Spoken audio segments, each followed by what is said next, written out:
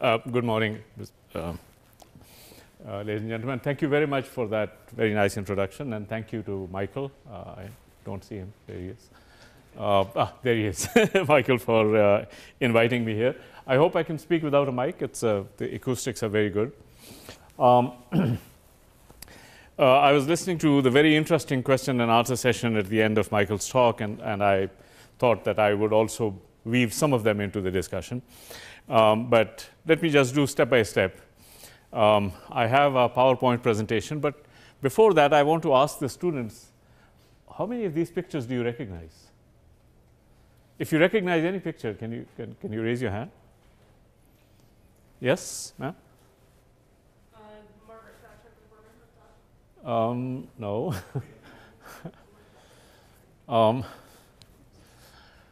Well, let me just do this. The one on top is a wonderful lady called Barbara Ward. Barbara Ward was the founder of the International Institute for Environment Development in London, but their office here, IIEA in Washington, more or less later became the World Resources Institute, the WRI. And literally every sustainable development research institute that you see around the world, you can see her inspiration. You know, she was the great mind that set all of these things on a path. The International Institute for Sustainable Development in Canada, WRI, as I already mentioned, the Center for Science and Environment in Delhi, and a host of others. She was the keynote speaker at the Stockholm Environment Conference in 1972, and she gave this talk, Only One Earth. It's not only the speech, but the book I recommend very highly. The lady next, I thought somebody must recognize, that's Rachel Carson. And I think Rachel Carson was the first person who actually brought to our mind that we are killing ourselves. Her book, Silent Spring, 1962, was the one which really you can say it unleashed the modern environmental movement, because suddenly people became aware of what's going on. Buckminster Fuller, a great thinker, especially his contribution in the 1960s, you know, and the idea of efficient design, get rid of waste, have new systems ways of thinking. I mean, you know, and the saying that I have put there is that you can't get rid of a new model by attacking it. You just replace it with you can't get rid of an old idea by attacking it. You replace it with a new model, make the old order obsolete. Kenneth Boulding, who coined the phrase spaceship Earth, again, a similar idea of, you know, how we are on a finite planet. Dana and Dennis Meadows, limits to growth. Everybody has heard about limits to growth. Maurice Strong, Secretary General of the Stockholm Conference in 1972, and then also of the Rio Conference in 1992. I think his great genius was bringing people together to work together for a common cause. And I think the service that he has provided is immense. And I finally put Indira Gandhi in there, because I think one of the things she made us realize in 1972 when she uttered those words, poverty, it's a kind of a, let's say, the English word doesn't translate as well, but, you know, it's basically poverty is the biggest blight. You know, that it's not that poverty causes pollution, that poverty is the biggest blight. So bringing poverty and environment together in a common framework was her idea. Now, the reason I put it there is that there is a sense that these people were thinking differently. New problems had emerged, and we did not have the tools.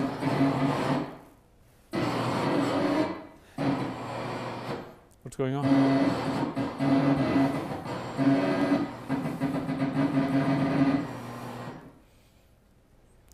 Aha. Is that okay?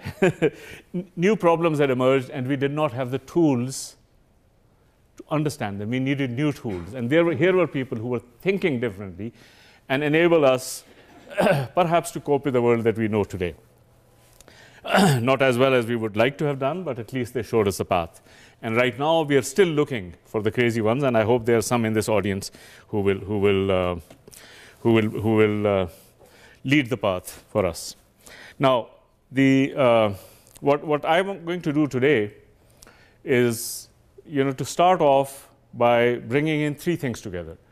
I do want to start with the thing where Michael left us this morning on issues of peace and security and how peace and security is connected to the kind of things that we are talking about.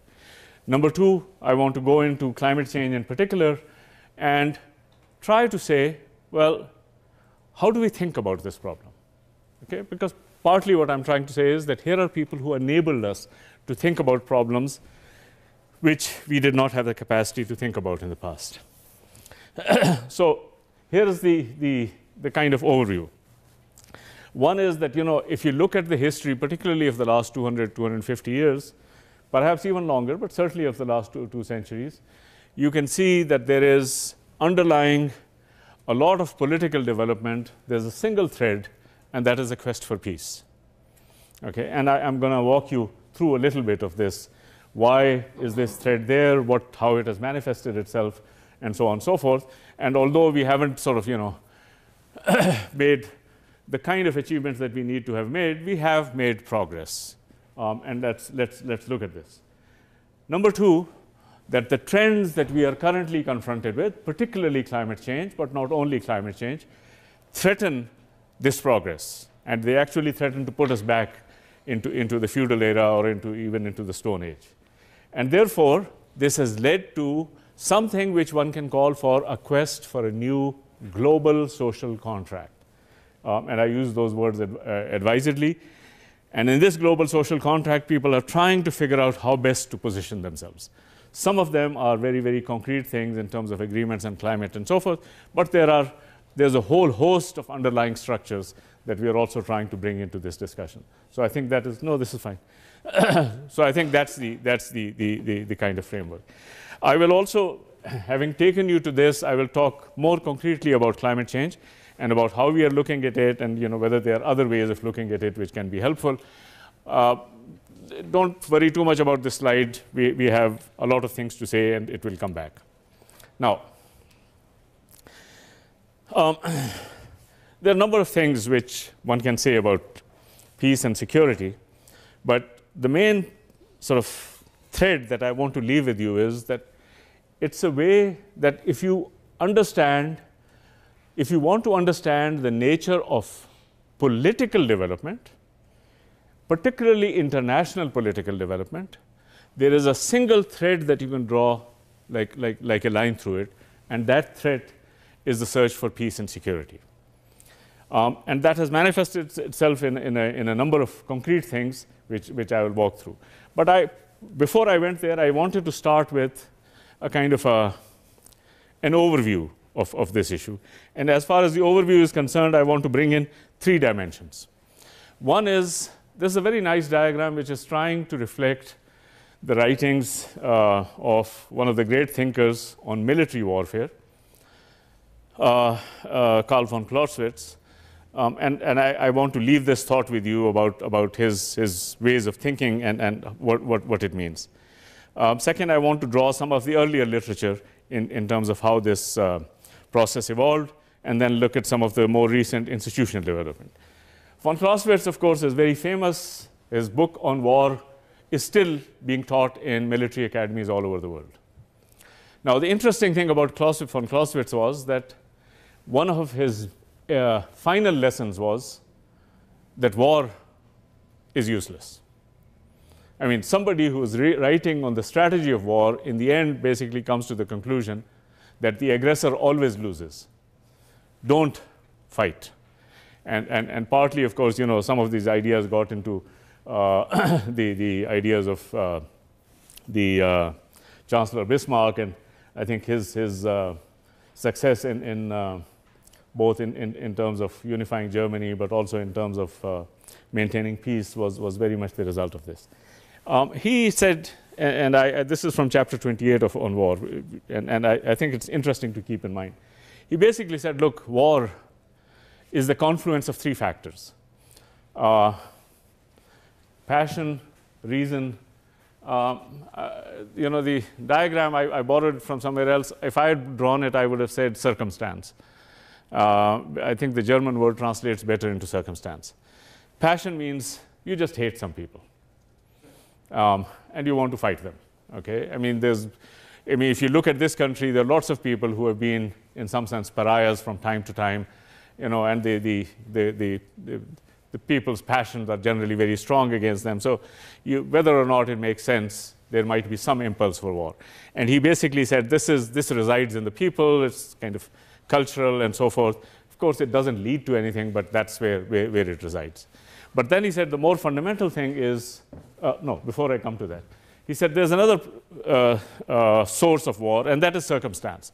You might have a better general, you might have better armaments, you might be in a better position. You can say, oh, I can take advantage of this.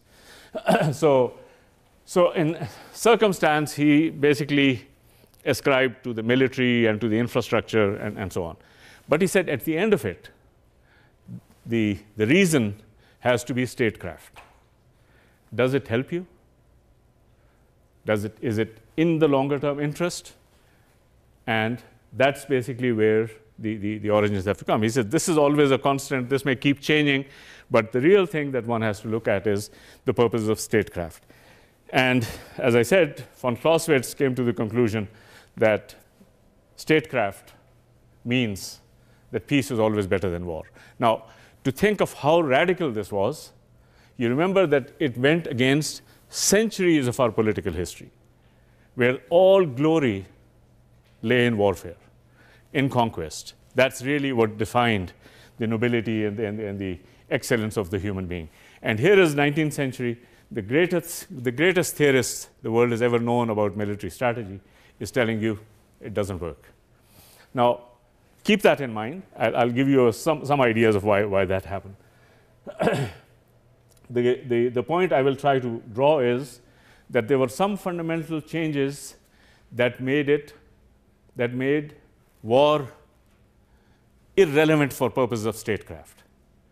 And the changes that are taking place now are making war relevant again.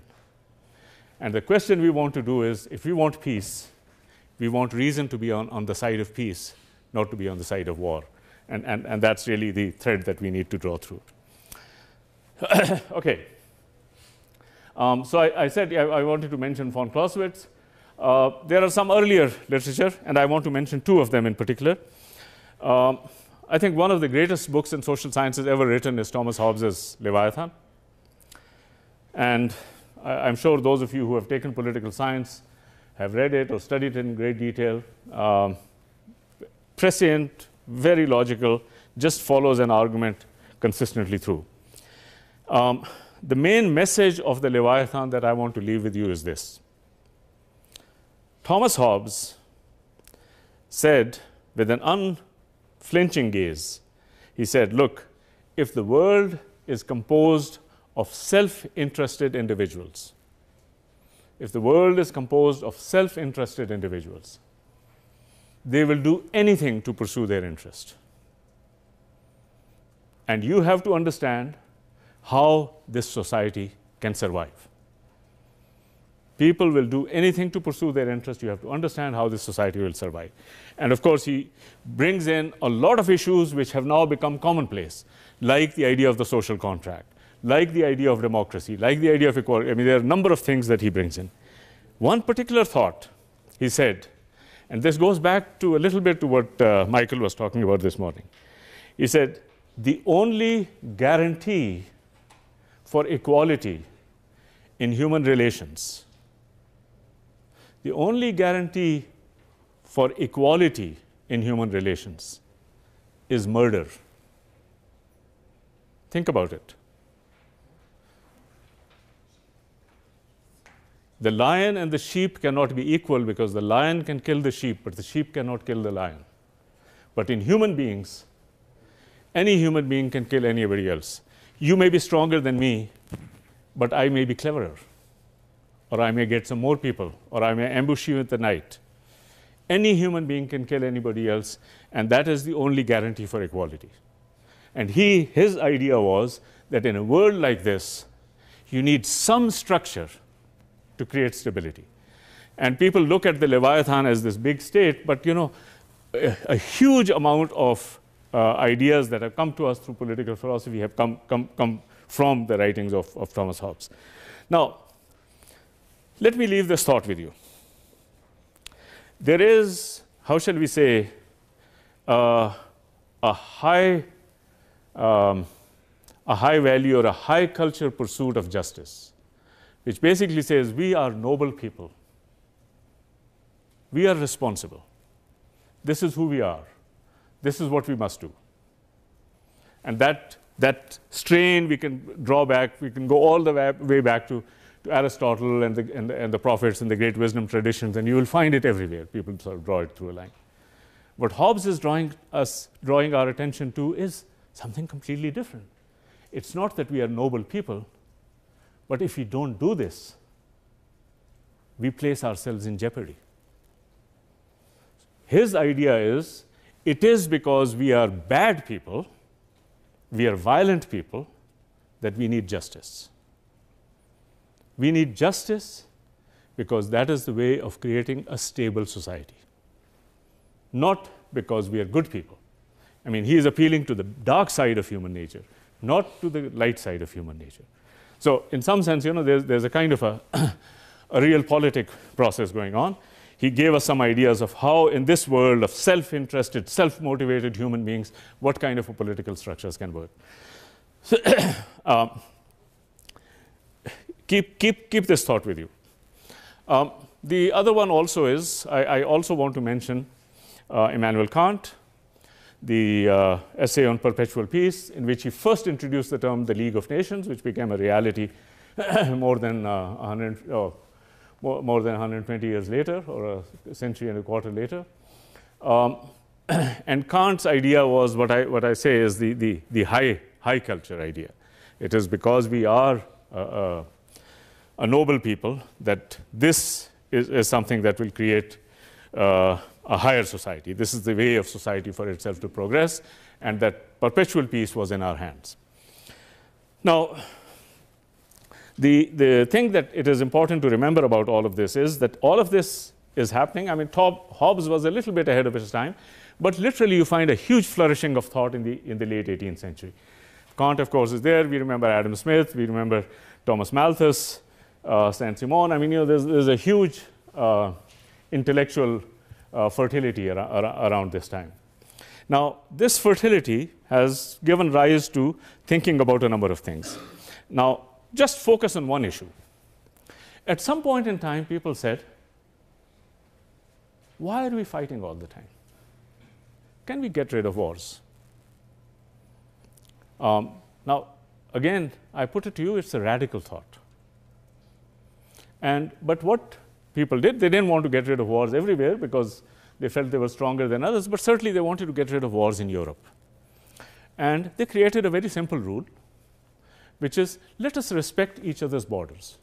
Whatever you do within your own country is your business. Let us try to treat national borders as sacrosanct. Again, a completely radical thought, because until then there was no such thing as national borders. You were the duke of something or the king of something, and whatever area you conquered, the vassals were kind of responsible to you. This idea that there would be some kind of a national sovereignty was a completely radical idea.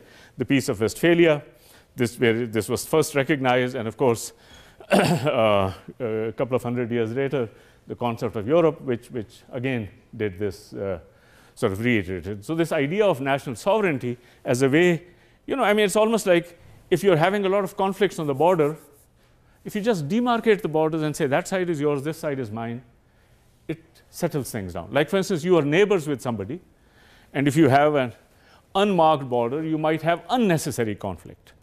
Because sometimes you might say, why did you step here and why did you step there? But if you demarcate it clearly, it makes things easier.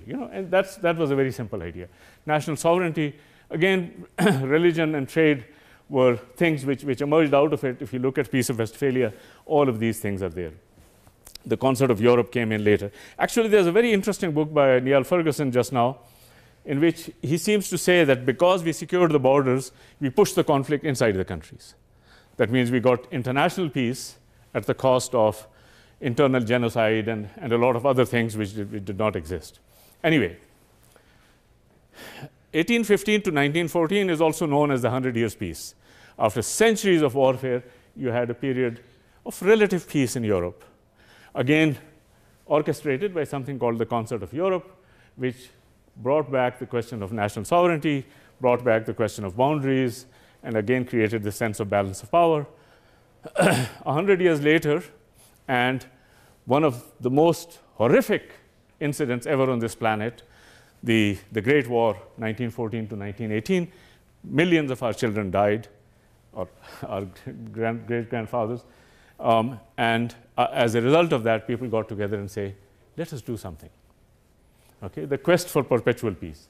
And taking phrases out of Immanuel Kant, they created the League of Nations. Again, very similar ideas, the concept of Europe, Westphalia, national sovereignty, collective security, disarmament, etc., etc. But something very interesting happened in 1919. The countries of the world coming together not only created the League of Nations to pursue international security, they did something else. They set up the ILO, the International Labour Organization.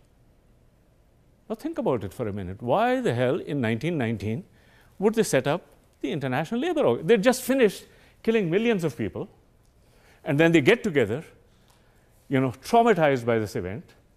They say, we don't want to kill each other, and one of the things they set up is the International Labour Organization. Why would they do that? If you look at the founding documents of the ILO, it becomes clear. There's a wonderful phrase. It says, without justice, there can be no peace. If there are people who are condemned to life of misery, they have the right, and we should expect them to rebel. There will be no peace. If you want perpetual peace, you have to have justice. Poverty anywhere is a threat to prosperity everywhere. They have a 21st century ring to it. It's ILO. Now, think about this for a minute. We started off by talking about peace, national sovereignty, etc., boundaries, and it comes to 1919, and the idea of social justice comes in. Now, of course, there's a particular reason for it, because, of course, the threat to internal stability, but also to global stability, was also coming from people who were basically saying, we don't want to be left behind. Labor, in particular, at that time. So they set up ILO as an artifact which responded to the needs for social justice. It didn't work because the United States never ratified this agreement. However, it did some little things for a while, but the Second World War obviously was the failure of the League of Nations. So a quarter century later, after having killed millions of more young men and women, the countries of the world come together and they decided to again recreate the same thing, but with a name which would try to give some ownership to the most powerful country in the world. So instead of calling it the League of Nations, it became the United Nations, and the first name is shared with another country which I don't need to mention. Now, what did they do in addition to what had been done before? Again, if you look at the United Nations, you see that they have done pretty much the same thing as earlier. National sovereignty is respected, boundaries are respected, collective sovereignty is respected, but in addition to that, this little thing which came through in 1919 became much larger. And so you had a Human Rights Commission. So it was not only labor now, it's the rights of all people. You had the Universal Declaration of Human Rights. You had the Commission on the Status of Women. Some years later, you had the indigenous people, the rights of indigenous people. So extending, recognizing people's rights as a way of guaranteeing peace. Now, I'm insisting on this, that, the thread which sort of you can draw through this is the quest for peace. Okay? Now, there's lots of other things that happen, and I just want to reinforce that point. I'm not going to go deep into it. Think about the economic institutions that were created in 1945 after the end of the Second World War. The World Bank, the IMF, we tried to create the International Trade Organization, succeeded in a more truncated form a half century later, we wanted the ITO, but in the end it was WTO, but at that time we created GATT. Now, ask yourself this question. We've just stopped killing millions of people. Why are we talking about this? The reason, of course, if you look at the documents, is exactly the same. At that time, the Secretary of State of the United States was somebody by the name of Cordell Hull. His writings on this are quite useful and illuminating. He had developed this idea called economic security.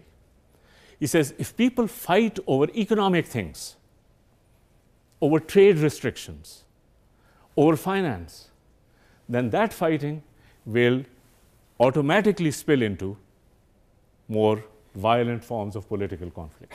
So if you want to avoid it, create some ordered structures. So they created ordered structures with some set of institutions. The IMF to regulate the financial world, the GATT to regulate the trade world, and the World Bank to regulate investment flows, and then later on some development work. Again, if you just follow that line, you see that another sort of quarter century later, again with some colonial wars, particularly in Indochina, you come up with the idea of development. I mean, development comes in right at that time with the Four Freedom speech first by Roosevelt and then by Harry Truman. But development really comes into its own in the 1960s. So the development agenda comes in, and joined with the development agenda is the environment agenda. So let me leave this thought with you. The thought is that we human species, we are both good and bad at the same time, but we are concerned about our propensity for violence and conflict, particularly international conflict. And for some periods, we have tried to establish structures that would help us avoid it. And those structures spill into three broad areas, shall we put it. One area is security itself, disarmament, collective security, balance of power, political sovereignty. One area is human rights, social justice. If people do not have access to justice and rights and so forth, you will have a basis for conflict. One area is economic cooperation, but economic cooperation and social justice combine to create development and even environment. In some sense, one can say, if you must have heard the stories of some ancient tribes who have some predator living in their neighborhood, maybe a minotaur or maybe a huge crocodile or something, and they offered sacrifices to it. And the idea of the sacrifice is that here is a ravenous beast which we cannot control. Let's make sure it is satisfied. If it remains satisfied, it will not attack us. In some sense, we can say in the last 200 years, we've been doing the same thing. There's a ravenous beast, and we are trying to keep it satisfied. But as one of the cartoons in Pogo said, we have met the enemy, and it is us. The ravenous beast is ourselves, and we are trying to feed ourselves just to keep us calm and not to destroy the world. And we've created a huge infrastructure for doing this. Okay, so this idea that when you look at the global system is a complex system with economic cooperation, political cooperation, and human rights. And that complex system, even though they are all sort of independent, have a single agenda, which is the quest for peace. Now, later on, I will say something more about. Let me spill over this. Later on, I will say something more about how this is related to the modern world and how it is now under threat. But I'm just going to quickly give you some quotes and then move on to the next part of this thing. The first quote is from the ILO founding documents. Universal and lasting peace can be established only if it is based upon social justice. Conditions exist involving such injustice, hardship, and privation to large numbers of people as to produce unrest so great that the peace and harmony of the world are imperiled. Poverty anywhere is a threat to prosperity everywhere. Now, think about this, that it's not only that we are talking about rights and justice because we like that, because we are good people, but because we are afraid that this is, if we don't do it, we have problems. I'll say one aside thing. Again, if you look at the last 200 years, you find that there is a gradual recognition that even if people are vulnerable, even if people are weak, you have to attend to them. And so when you say, if you think about Adam Smith, people think about Adam Smith as a writer who was giving us the economic world and laissez-faire. But Adam Smith saying, let people be. You want progress? Let them be.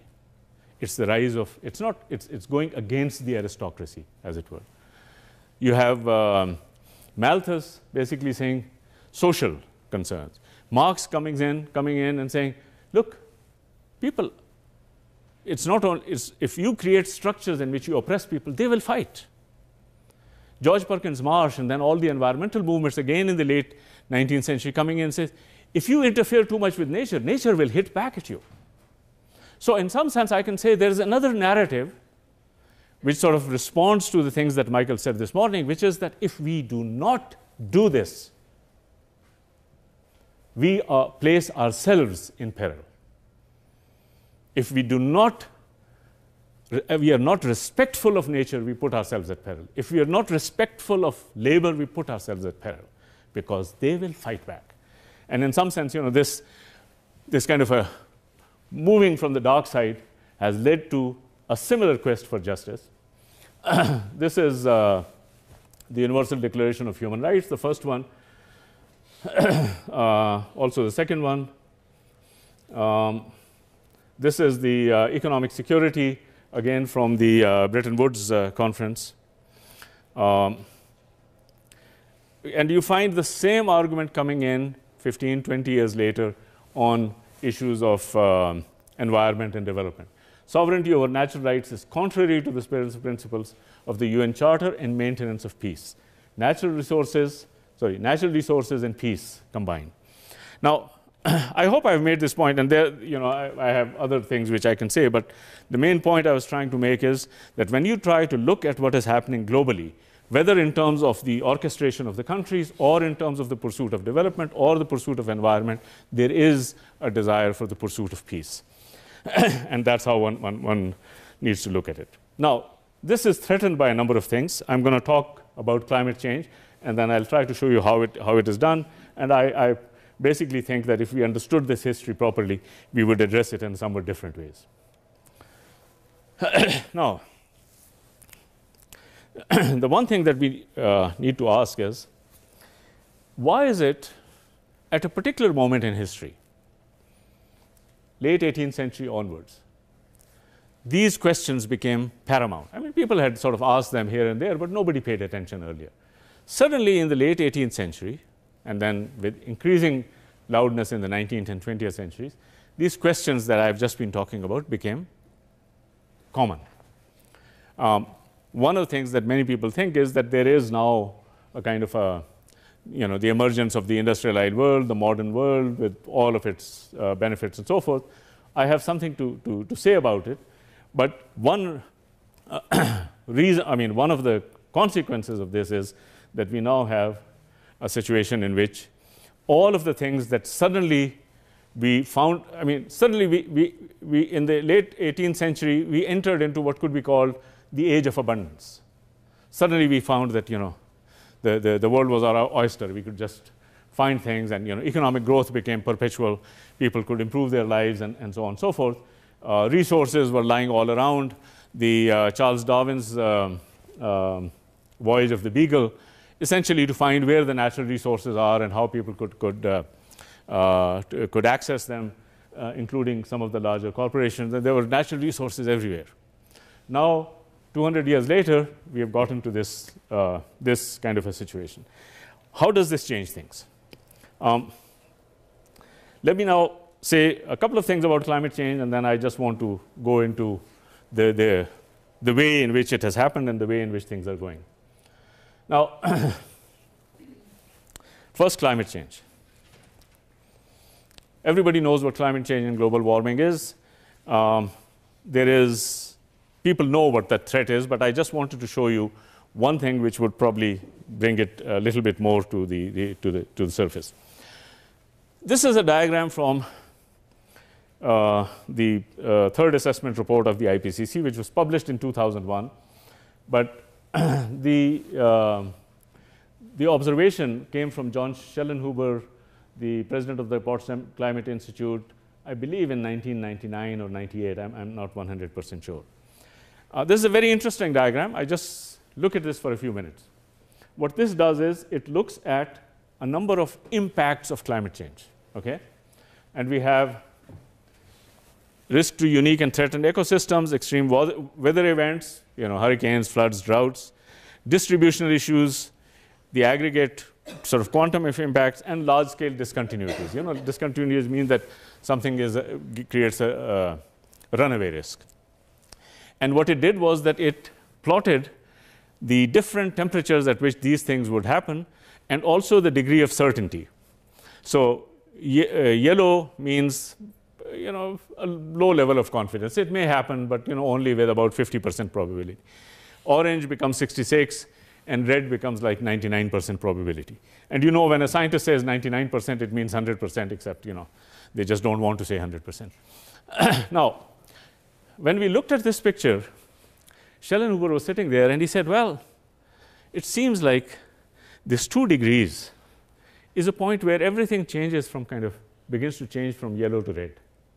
So maybe this is the safe threshold. Okay? And it became the 2-degree line, of course, that we all know and love. But look at what we now know. As data has accumulated, all of our confidence levels of the threats has increased. So when you talk to people like Bill McKibben and Jim Hansen, they say 2 degrees is too dangerous. We should be talking about 0 degrees. Because at 2 degrees, we have these huge threats. Okay? So climate change has now become a huge threat. This is not the only threat, but certainly it is a threat which not only was noticed, but has become worse with every single day. With every single day, we know that we are getting closer and closer to the threat. If you look at what happens if you have different levels of sea level rise, you pretty much find all the great cities, except for those of us who live inland, are going to be underwater. If you look at, somebody asked a question this morning about threats, local and other threats. We did, in the United Nations, we did a report on what climate change does, and in terms of its security implications. And basically what we said is that climate change is now a threat multiplier. If there's anything from which a threat happens, it just multiplies it. So whether there's weak adaptive capacity, whether there's statelessness, whether there's resource scarcity, everything is going to be multiplied because of climate change. So think back to the diagram that I showed you earlier, the von Clausewitz diagram. Von Clausewitz said, there is passion and there's circumstance, but statecraft tells us that we should not fight. What climate change is now doing is saying, even statecraft may tell you to fight. Why? Because all of these things are happening, which are serious problems. And essentially what we are saying is that any kind of an uncoordinated coping is going to exacerbate the threat of conflict. It is true at a global level. It is also true at a local level. When you look at droughts, for instance, and there are studies which show that the long-term secular decline in water availability in sub-Saharan Africa is one of the reasons for the increasing level of conflict and so on. So we find that climate change is now really changing the nature of the game in a situation where we have been gradually inching forward towards the land in which we can live at peace with each other. I'm going to jump on many of these things, but I just want to show you one diagram also before we come to sort of, how to analyze this problem. This is a diagram from the World Bank's World Development Report from 2007, and I just find this an amazing diagram. This is from Bourguignon. Other people have done this very similar, but what this does is it maps global inequality over time. Notice anything interesting in this? Let's start from 1820. I basically start my clock from about 1780, 1776 is a very good year. And you look at what is this blue curve? Global inequality. From the early 19th century, global inequality continues to increase almost monotonically. And then it kind of flattens out in the second half of the 20th century. This is global, an index of global inequality. But the interesting thing is, now, of course, you can say industrial revolution, right? Inequality increases. But the interesting thing is that they decompose it between country inequality and within country inequality. And what do you get? There's hardly any between country inequality at the start of the Industrial Revolution. All of the inequality is between the rich and the poor within the countries. The richest country in the world is like 4 times richer than the poorest country in the world.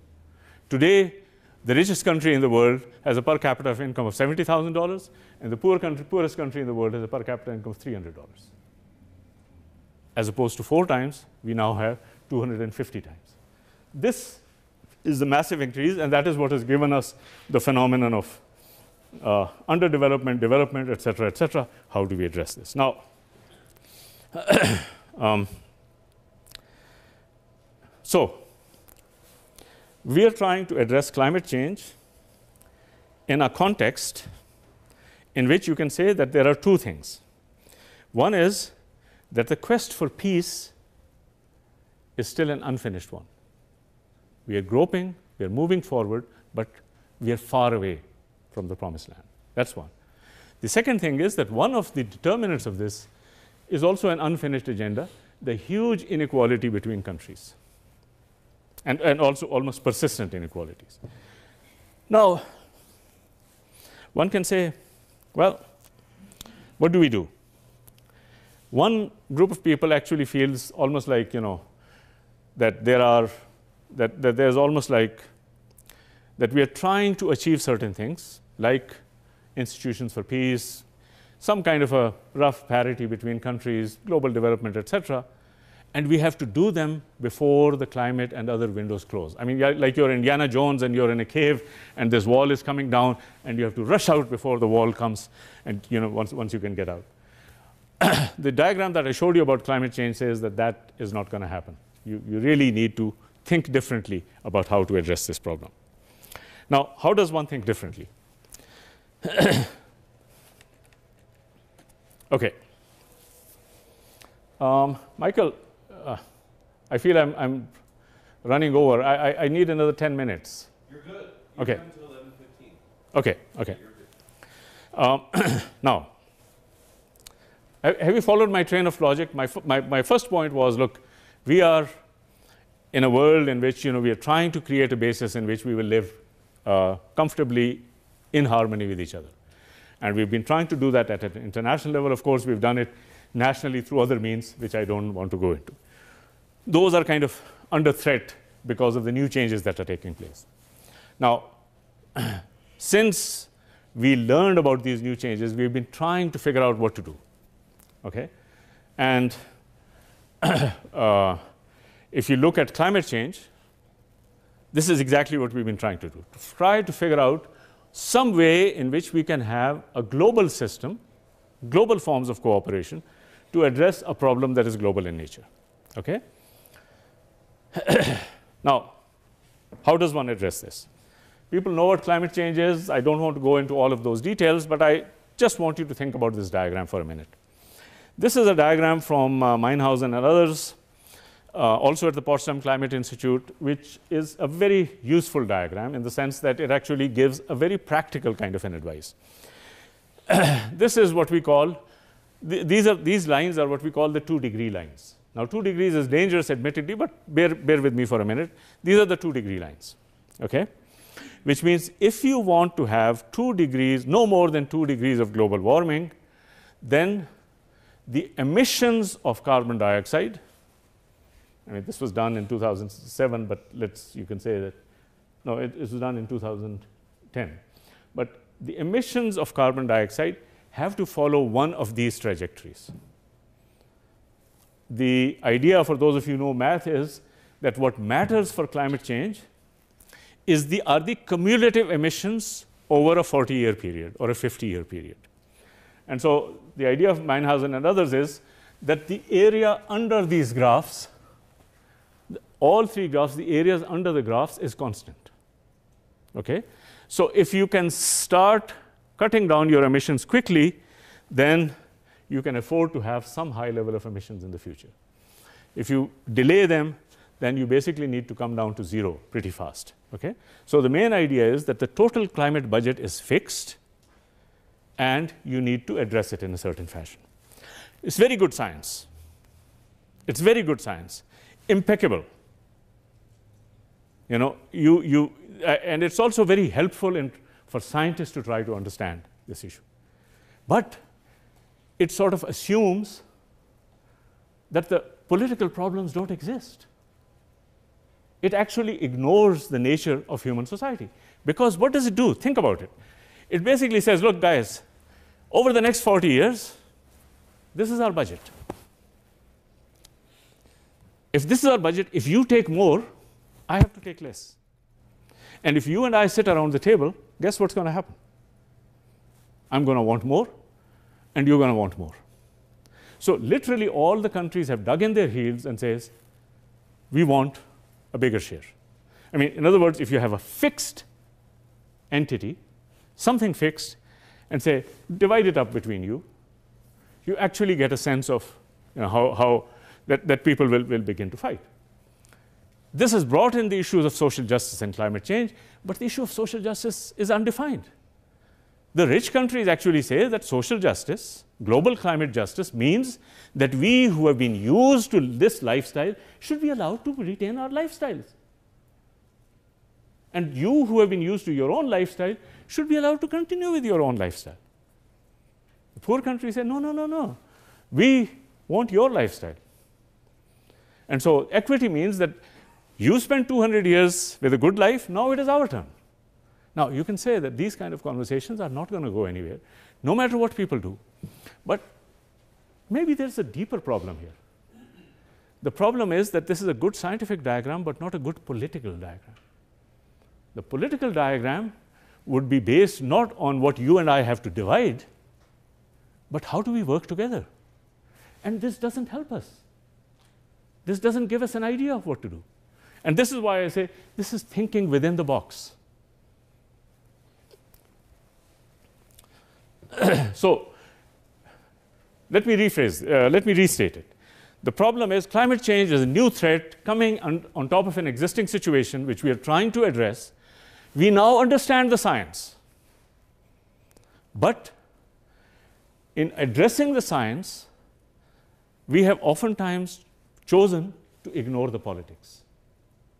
And when you're dealing with human beings, in fact, politics is equally important. You have to understand what is it that makes people cooperate. What is it that gets them out of a situation of conflict into a situation of cooperation? And that is not something that they have addressed. So how do we do this? Let me show you a few diagrams, and then I think it will. We know globally. We know that the entire global system that we know today, the United Nations and all of its artifacts, happened because there was a single country which showed true leadership 65 years ago. The United States led the world in creating the United Nations, the Bretton Woods institutions, the GATT, and so on and so forth, all of these things. But now Daddy is having a quiet desperation moment, so we have to wait.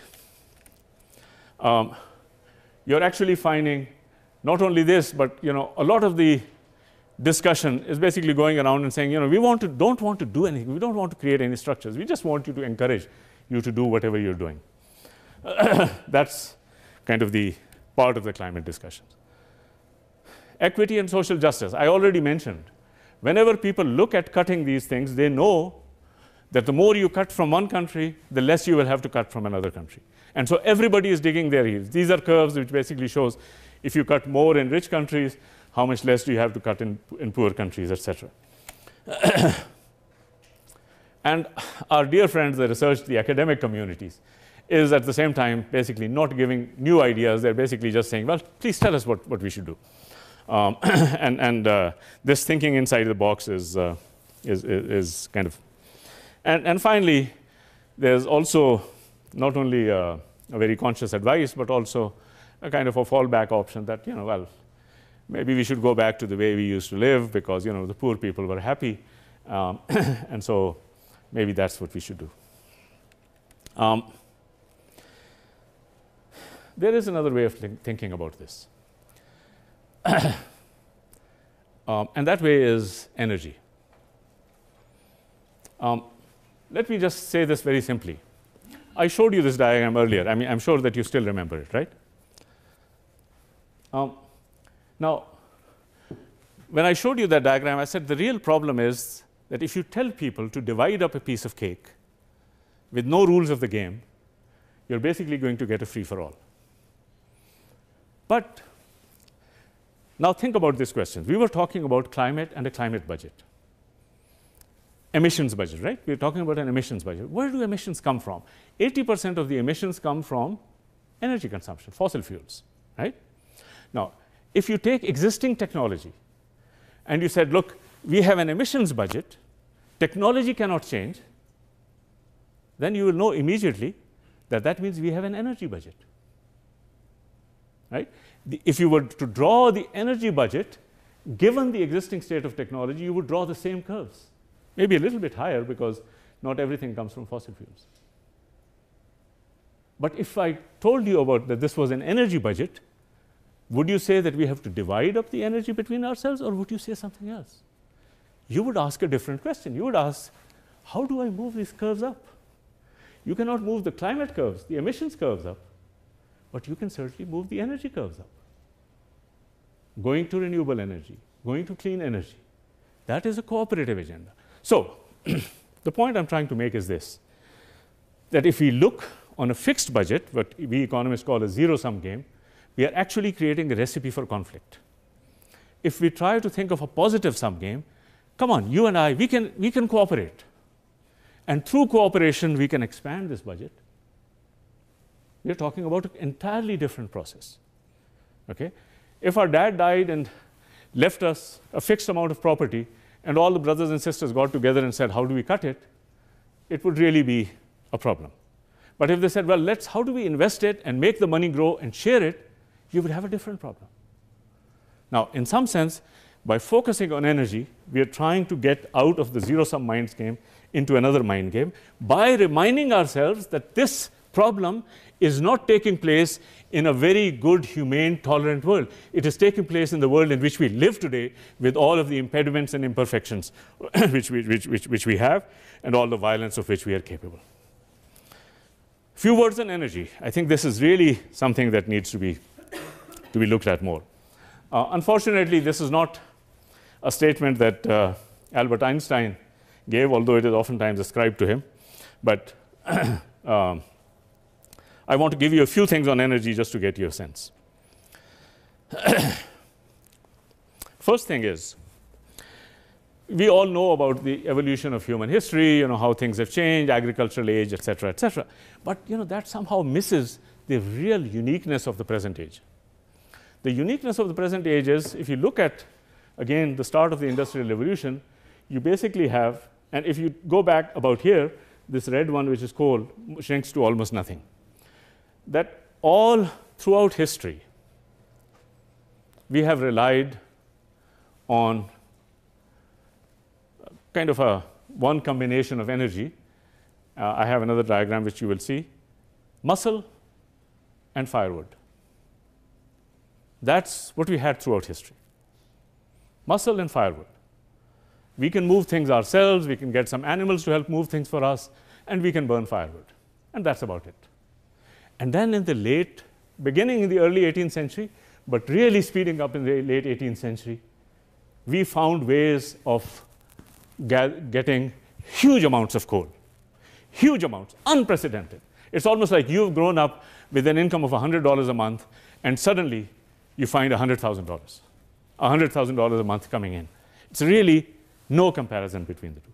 So began the age of coal, and then began the age of petroleum. And so we have an enormous increase. Let me show you some pictures and then try to draw the things. But the main thing I'm trying to do is look at the uniqueness of this age. This is energy is really, it's the energy age. Industrialization is only a name that we give to the energy. It's the access to huge amounts of energy is something that has transformed this. I'm going to jump over this. But this is basically what has happened. Muscle and firewood. All of a sudden, it jumps up. The problem that we are looking at today because of climate change and everything else is that we think this curve is going to come down. Now, we have developed a huge institutional infrastructure, an unfinished agenda to enable us to live with each other.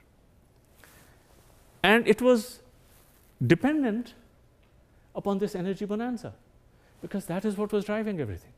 And all of a sudden, the bonanza is threatening to disappear. And the question you ask is, what do we do now?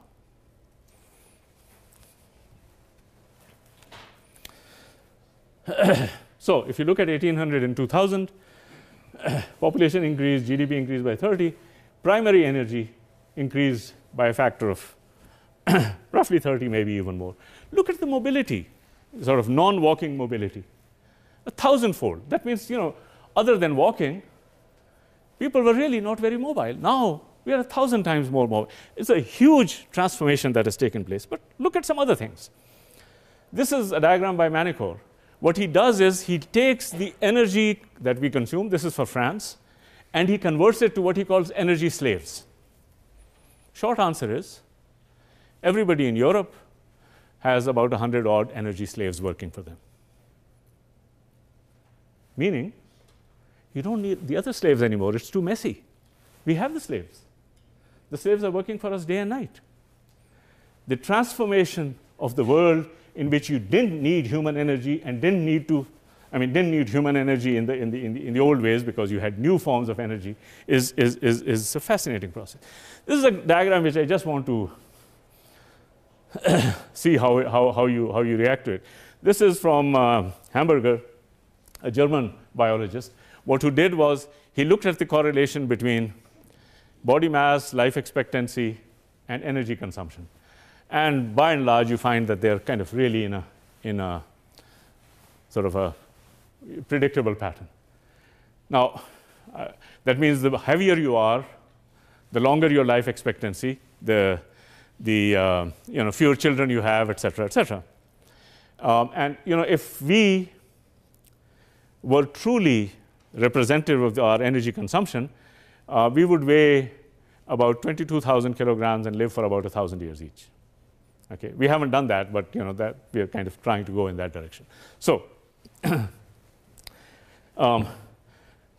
until the industrial age, we were pretty much at par with everybody else because we were essentially using energy and firewood for this. But here's the problem. This energy is distributed very, very unequally in the world.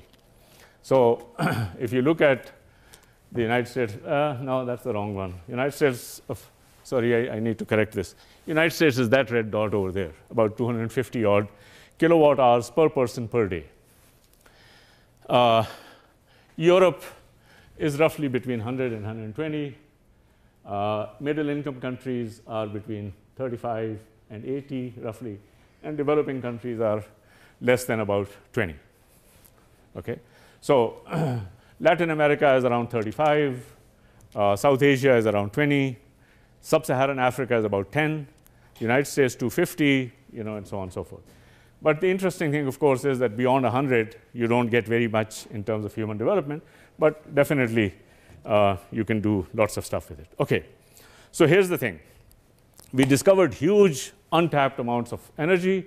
We used them. We put them into motion.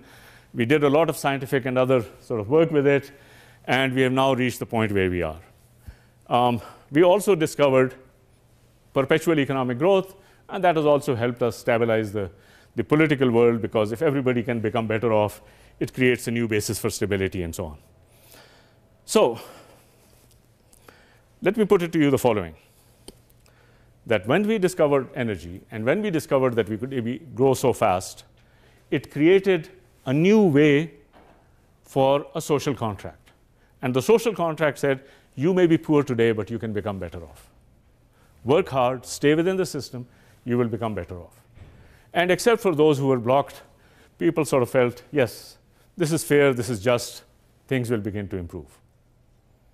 Now, if we get back to a world in which we say, well, you're poor, sorry, that's the way it is, that's God's will, then maybe some people will accept it, but others might not.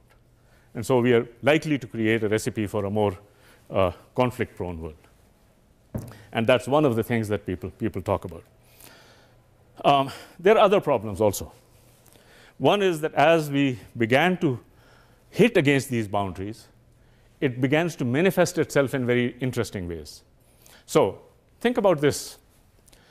You remember the 1970s shocks, right? In the 1970s, you had the energy price shocks, you had food price shocks, you had a recession, you had financial collapse. And then we have the same thing starting in 2008. Once you begin to hit against these constraints, the constraints manifest themselves in ways which are very, very similar. So if you look at the pattern of the shocks in the 1970s, you have the same pattern today. Okay, I'm not going to make too much of a song and dance about this, but basically what I'm going to say is this, that we have an energy bonanza. That energy bonanza helped us, and we have basically over a period of time trying to convert it, use it to our advantage, create a basis for a new social contract, advance the well-being and the benefits of people in certain ways. But now we are coming to the limits. And as we are coming to the limits, one is that we can look into the future and say, well, how are we going to cooperate in the life of limits? That's one question. The other we can say is, in the meantime, what's going to happen? What's going to happen to the economy? What's going to happen to international relations? So we have a huge number of problems which we are confronted with. Different kind of diagrams basically to show how energy prices consistently declined and have now started rising again after a pattern of about 200 years. I mean, this is a very good curve in that regard. Consistent declines in energy prices and then rising again. Okay, so here's what I want to say to you. If you are mindful of the environmental problems and also the political problems, we need to find a way of moving forward that is so amenable to cooperative solutions. If we rely only on the goodwill of people, we might get lucky, but the odds are against us. And there is a way of doing it. And there's a larger problem, but there's a smaller problem. The larger problem is that if the whole world were kind of roughly within the same ballpark, maximum ratio of 1:4 in incomes, we would have a very different problem, because agreeing on some kind of a cooperative solutions would not be very difficult. Even if you had to give up a little bit in order to help me, it would be a little bit. But when we are in a world in which the differences are so huge, then this kind of an adjustment is far more difficult. We are also a world in which kind of the boundaries are moving fast, so we need to address them in a more systematic way.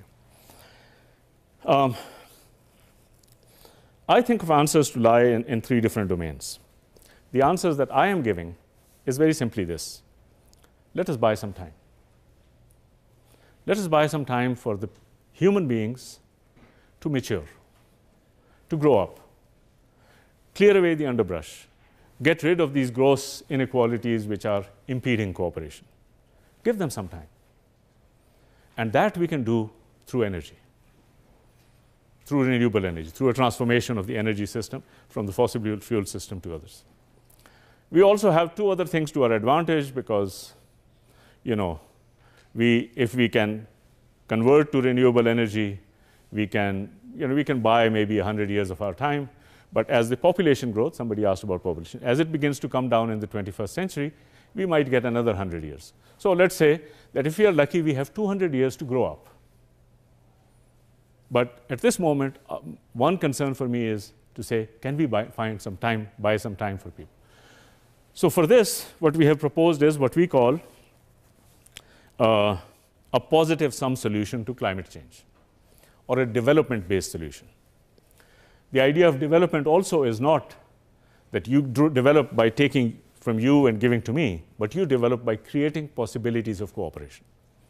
And so we call this a development-based approach, a positive sum approach, in which we don't look at climate change as something which is us versus them, but basically ask, how do we address an issue through investment, policy guidance, et cetera, by investing in energy. And essentially, to increase the amount of energy availability, create a regime of energy abundance, and to help us live through the next 100 to 200 years. So, how does this work? Our solution has been very simple. Our solution is that energy is essential. It drives everything. And more energy has generally associated with different types of social goods.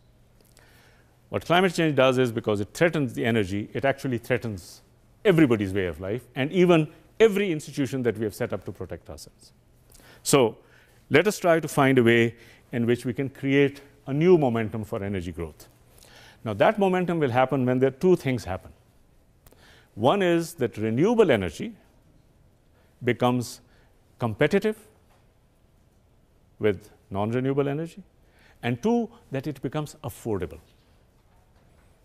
And there's a way in which we can do it. I basically say we've used a target of $1 per watt, and we say here is a global plan to bring the cost of renewable energy down to $1 per watt, which is about 3 to 4 cents per kilowatt hour. That is affordable, it is competitive, and you create a new pattern of economic growth based on renewable energy. And that will require cooperation across countries. It's a global partnership on renewable energy, et cetera. I have that in the paper, so I'm not going to give much more details, but I'm happy to answer any questions in the next 5 minutes. The structure of this is, we call it a global feed-in tariff regime, which basically means you give incentives to people to set up a renewable energy plant, a global climate core, and some kind of a national support system. That these three pillars can actually create a new period of economic prosperity and create a basis for a new global contract. So, to conclude, we have had 200 years of progress along different fronts: economic, technological, and political. And that progress was incumbent upon the sudden unleashing, the sudden discovery of these huge resources. Those resources are now shrinking back. And we need to build a social contract, a basis for cooperation, with the knowledge that these resources are shrinking. The way in which some of the climate discussions have happened ignore this altogether. But the program that at least we are talking about is something that acknowledges it fully, incorporates it, and then tries to tell us how to go about it. With all of these things, this is a path to a solution. We solve the problems today, and then we leave it to our children to solve the problems tomorrow.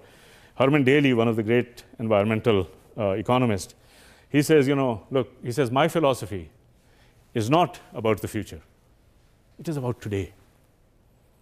And he says, my philosophy is the philosophy of the Sermon on the Mount. Be not anxious about tomorrow, for tomorrow will be anxious for itself. Sufficient unto the day is the evil thereof. Thank you very much, ladies and gentlemen.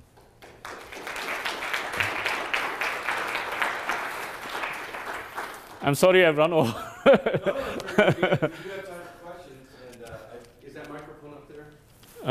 Yes. So that was great. Questions? You said so much, they were all stunned. Really, no questions? Yes.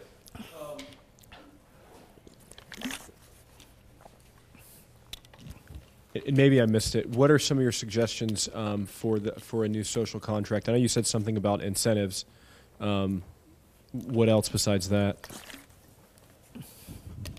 Let me put it this way.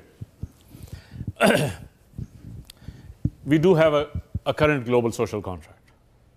And that social contract is premised on the idea of continued growth. It is a social contract both national and global in nature. Nationally, if growth slows down, you get unemployment, you get inequality, you get problems in cities, you get problems in health, you have a huge range of problems. So you have a problem with economic growth. Globally, we have a global social contract based on the idea that everybody can begin to participate in this global economy. Now, if we think about the climate change in terms of, okay, let's tear up this contract and let's write up something immediately in a world which is finite and in which there's no growth. You actually find that it's almost difficult. It's almost impossible. And that's what we are finding. So our idea is that in order to do this, you actually need to, for the new social contract, you need to create the conditions under which it can be fabricated. And so at this moment, those conditions are not there. Had we been lucky and all the benefits of this technology and energy had now been widespread, we would have been in a good position to begin to address those things. But right now, we are not. So we need to set ourselves an agenda of crafting a new global social contract for a finite world by giving us the amount of time that we need. And the other solutions are actually are completely ignoring this issue, the political side of it, by focusing only on the technical or some of the superficial political things. You get what I'm driving at? All right, other questions? Oh. I'm sorry, I tired you out, didn't I? I'm sure it wasn't because you all agree with me.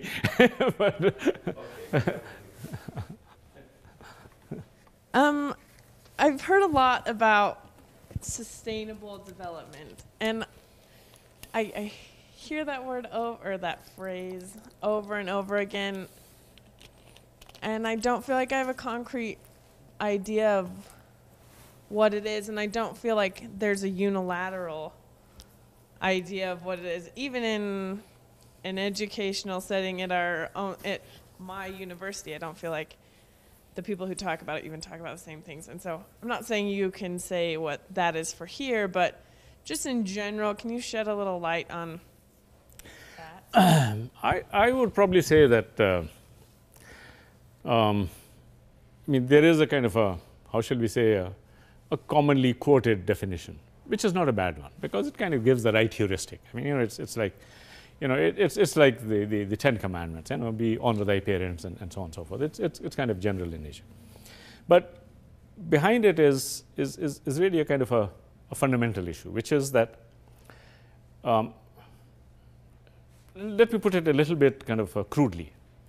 If you look at the period beginning in the late 18th century up to now, we have gradually developed ways of thinking to address the emerging realities. Okay? And in some sense, those ways of thinking are running parallel to each other. Okay? And I always call them that these are all the revolt of the subterranean world. Okay? So Adam Smith came in and said, these poor people who are working, they're not irrelevant. Let them do whatever they're doing. Right? So it's not the aristocracy, it's actually the workers, the entrepreneurs and so forth who are going to change the world. Right? Marx came and said, if you oppress them, they will fight. George Perkins Marx came and said, if you sort of violate nature, nature will fight back. Right? I mean, so it's all you can think in terms of the revolt of the underclass. Then you had, minorities, women, colonized people. I mean, with each kind of step, we try to recognize how these can fit into a broader thing.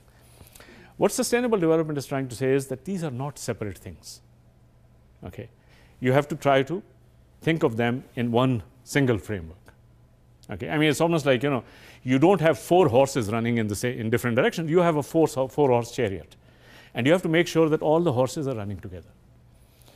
And it's not something that we really have pinned down how to make those 4 horses running together. We do know much more about it now than we did.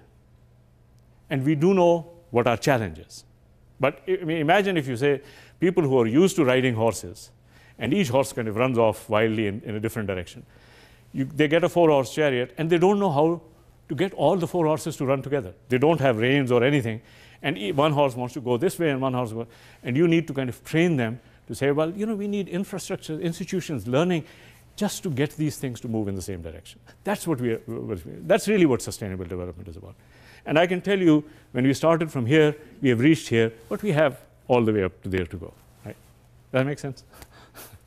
Let's have one more question here. Yeah, I just was curious about what renewable energy sources you would support. My answer is very simple. I mean, I'm personally, I'm very ecumenical about them.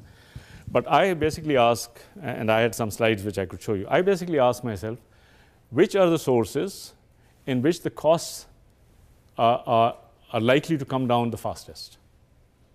Okay? So if you think that there are some sort of, let's even take a broader term, not renewable, but let's say non-climate threatening, right? And you say there are some in which you find that the costs are rising and perhaps will rise for the next 50 to 60 years or will remain at a high level, okay?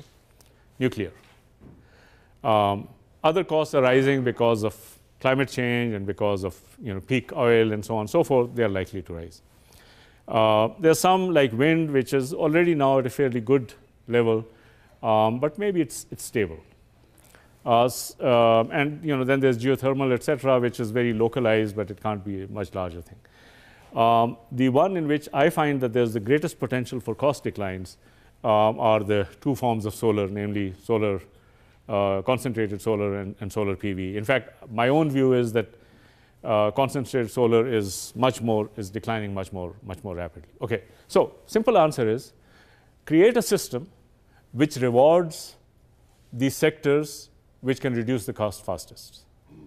Okay, so I give you an incentive, say, set up a plant, anything that you want, and I will give you 20 cents per kilowatt hour this year, 19 next year, 18 the following years. In 20 years' time, it comes down to 3 cents per kilowatt hour. If you feel that you can make it work with solar, great. If you feel you can make it work with wind, that's great. So in some sense, you create an incentive which actually encourages people to think about how to bring about that innovation. And those are some of the studies we have done. The paper that I sent you has some of those studies. Michael, thank you very much, and thank you, colleagues.